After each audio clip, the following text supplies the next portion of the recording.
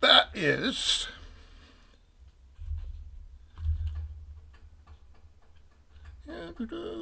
one of the many reasons you should own a contra-alto trumpet. Get in there. Arr, arr, yar, yar. Arr.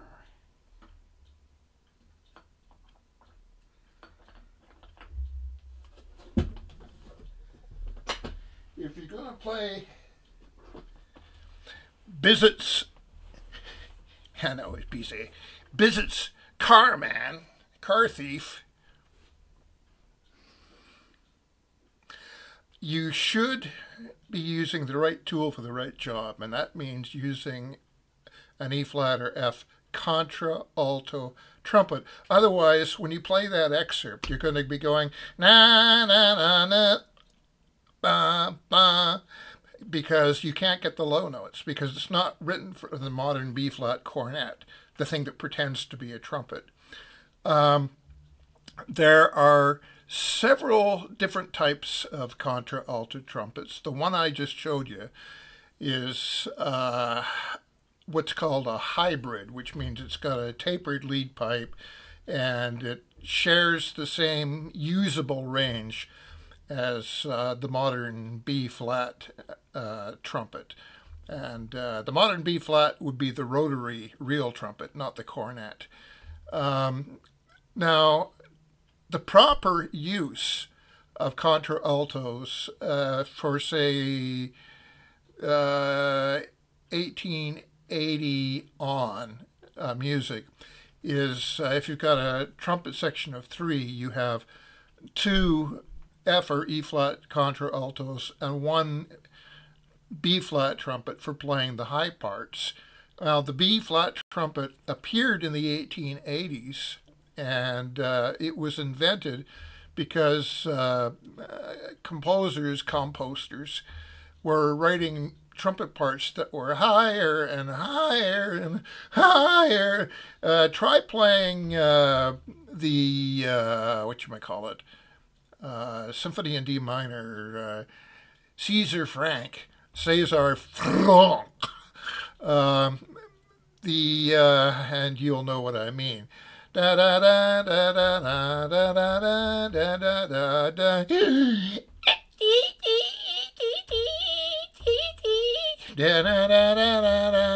It's like, whoa, what a brutal thing to do to a trumpet player. But that piece, that snippet, that excerpt from classical music to play on contra-alto trumpets is a good demonstration bit for how and why the B flat trumpet got invented, because let's go back in history to the original. There are several different types of trumpet in the 18th century and before, but you had, say, the double length B flat trumpet. Now, I know there's a lot of them in E flat, a lot of them in D, but we're going to take the B flat for example. Now, those of you that have tried these things in university will often notice that, whoa, look at the size of the mouthpiece on these things. Well, these horns were, playing-wise, were a bit like playing a French horn. You had 5 octaves to work with.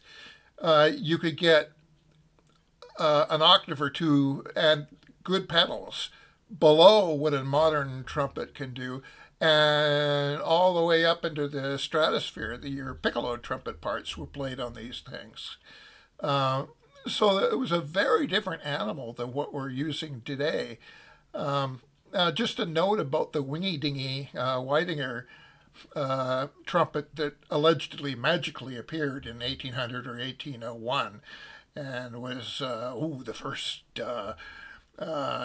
fully chromatic key trumpet. That's baloney. The trumpets with holes and keys go back to the Renaissance. There's some, I don't have links to them yet. I don't know if they're available online yet. or the information is available online, but there's some very good books on the subject of early trumpets, and they had all kinds of fantastical systems for playing trumpet way, way, way back when. So also, look at the repertoire. Look at the music that was written for trumpet in the 18th century, and it's like, well, I thought the key trumpet didn't appear till 1801. How can yeah, I mean, look at this music. It's got every note in that. Well, it's that's because you've been misinformed. Look at the Michael Haydn trumpet concerto. It's not chromatic, but it's a very high piece of music, and I think it was played on a D originally. But look at all the notes it's got. Anyway, about the various types of you've got, especially in Europe, you've got several different types of trumpets in.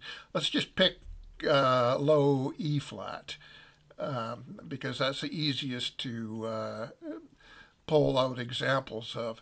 You've got the thing I just played, which is a hybrid. It has a tapered lead pipe, but the tubing doesn't go directly into the valve section, so it's automatically not a true contra-alto. A contra-alto is the rotary horn, the tubing goes straight in, and then it does its wraparoundy thingy, and it's all purely cylindrical tubing.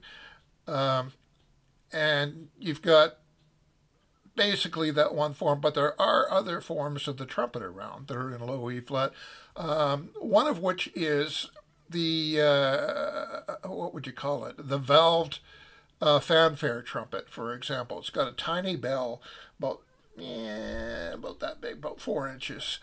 And but it's in low E flat. The intonation, they're very expensive horns. I got one from Quill and Hoyer, and it was over $2,000. But that's another form. That's a valved fanfare horn. And that horn I just had, a Matty 263, I think the numbers are. But that horn can be used to play the low parts in classical music and get all the notes. But you can also use it as a fanfare trumpet and play it along with horns like the valved fanfare horns like the Cullen Hoyer. But these are, if you're a North American student, you're never going to see one of these, which is why I picked them up. Otherwise, the kids would never get a chance to see or play or learn about these things. So you've got 4 types of low E flat horns. You've got the alto, which is a horn specifically made to play parts in low E flat, in the first octave down to low F sharp. The next one is the hybrid contra-alto with the tapered lead pipe. The next is the contra-alto, which is used to play classical music.